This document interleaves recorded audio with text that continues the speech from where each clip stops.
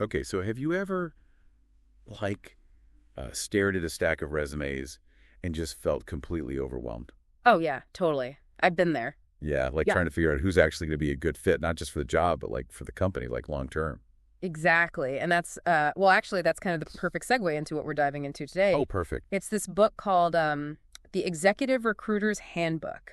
And like, it's seriously packed with insights for anyone who's ever had to hire someone. Oh, wow. So like HR folks, hiring managers, even like individual candidates getting ready for interviews. Exactly. Like, whether you're building a team or you're the one trying to land that dream job, like, this book has some serious gold.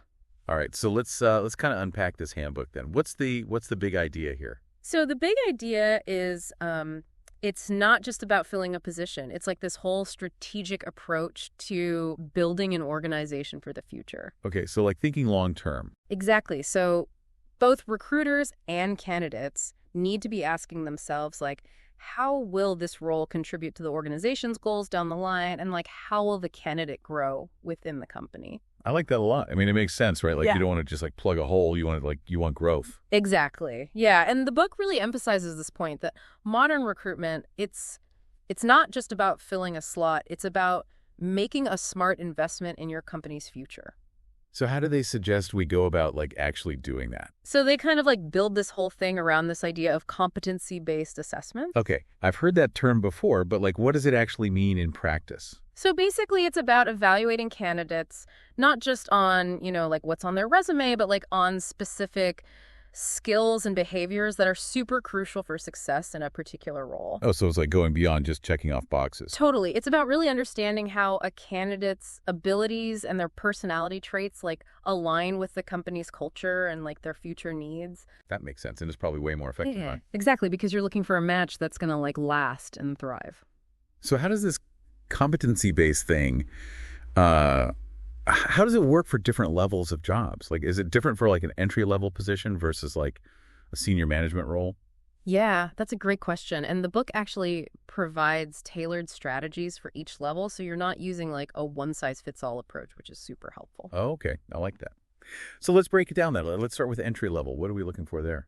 So with entry-level candidates, obviously you're not expecting them to have like tons of experience, right? So the focus is more on those like foundational skills, adaptability, and that all-important growth potential. Makes sense. So like, are we talking about things like communication skills, Yeah, teamwork, problem solving? exactly. Those are all key. And it's also about looking for that spark, like that willingness to learn and grow within the company. So you're looking for someone who's not just going to like do the job, but like someone who's going to like contribute to the company culture. Yeah. Someone who's going to be a good fit and who's going to like evolve with the company. Okay, so then what about professional level positions? What changes there? So with professional level, it's definitely about digging deeper into their expertise, right? Like Yeah. how they've consistently performed in challenging environments and their ability to take on more responsibility. Okay, so you're looking for a track record of success. Right. And also you're starting to look more at those leadership qualities, even if it's not like a formal leadership role yet. So like things like initiative decision making, maybe even some mentoring experience. Exactly. You're starting to see those seeds of leadership potential. Got it. All right, so then senior level. Yeah. This is where like the big guns come in, right? Yeah, exactly. Now we're talking about strategic thinking, leadership acumen, and like a proven track record of making things happen. So you're looking for people who have already like led teams and projects and driven results. Absolutely. And at this level, it's really about their ability to see the big picture, to anticipate challenges, and to like inspire others to achieve those big goals. So they need to be visionaries, basically. Yeah, pretty much. And the book also talks about this really interesting concept called stretch potential. Ooh, that sounds intriguing. What's that all about? So it's this idea of identifying candidates who not only have the skills for the current role, but who also have like the ambition and the capacity to take on even bigger challenges in the future. Oh, so it's like they're ready to like level up. Exactly. And this is gold for both sides, right? Yeah. Like companies find those future leaders and candidates find roles that allow them to grow and like really excel. This is all super helpful for like recruiters and hiring managers.